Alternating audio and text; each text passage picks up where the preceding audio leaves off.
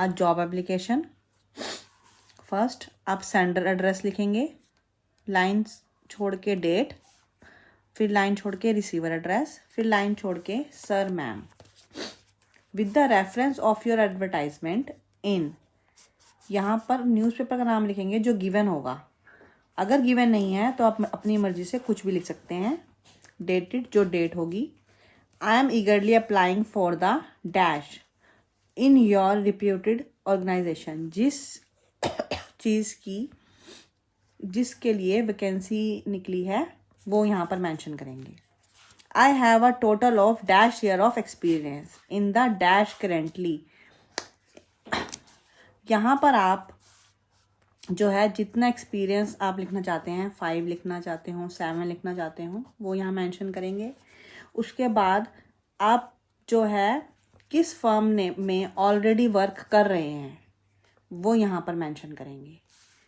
Currently I am working as, जिस post पे आप काम कर रहे हैं वो यहाँ मेंशन करेंगे।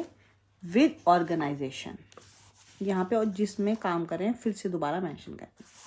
I believe that my skill, experience, and reputation of excellence can greatly enhance your company.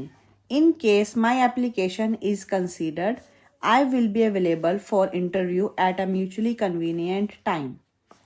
अब फिर लाइन छोड़ेंगे, थैंक यू लिखेंगे, फिर लाइन छोड़ेंगे योर ट्रूली, जो नेम गिवन होगा वो लिखेंगे। इन केस गिवन नेम नहीं है, XYZ और ABC लिखकर ख़त्म करेंगे। नीचे लिखेंगे एनक्लोज बायोडाटा।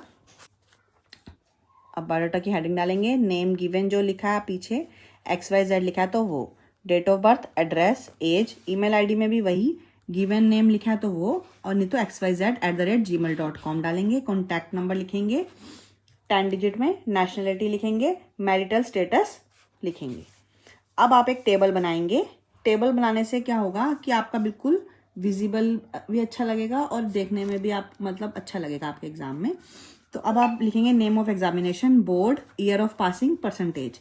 ये मैंने आपको सब कुछ करके दे दिया है। आप एज इट इज भी लिख देंगे तो भी आपके लिए ठीक है। बाकी यहाँ पर आपने 95% भी लिखना तो मुझे कोई इशू नहीं है, अब वो भी लिख लीजिए। 10th 12th। अब यहाँ पर देखने वाली बात सिर्फ यहाँ है कि अब आप यहाँ पे लिखेंगे बी बैचलर्स ऑफ, जिसमें आप के लिए जॉब अप्लाई हुई है। इन केस आपको इंजीनियर के लिए पोस्ट के लिए आया है और आप यहाँ पे BA डाल रहे हैं तो आपका जो है नंबर कटेंगे क्योंकि ये आर्ट्स का है। अगर आप यहाँ पर साइंस के रिलेटेड कुछ कर रहे हैं तो BTech डालिए, इंजीनियरिंग का आएगा तो। इन केस आपका आ रहा है कि आपको शेफ की वहाँ पर ज़रूरत है तो आप आर्ट्स डालिए। वो देखकर आप अपने आप डालिए कि कॉमर्स की ज़रूरत है तो BCom डालिए, आर्ट्स डालिए, टेक डालिए, लॉयर है तो LLB डालिए। वो उस हिसाब से आप थोड़ी सी वो देख कर डालिए। आप 12th के स्टूडेंट्स हैं, इतना आपको नॉलेज सबको होगी तो ये आप अपने आप यहाँ पर आपको देखना पड़ेगा।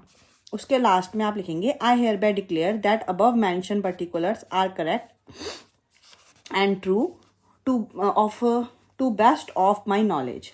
अब डेट डालते हुए सिग्नेचर करते हुए इसको ख़त्म करेंगे।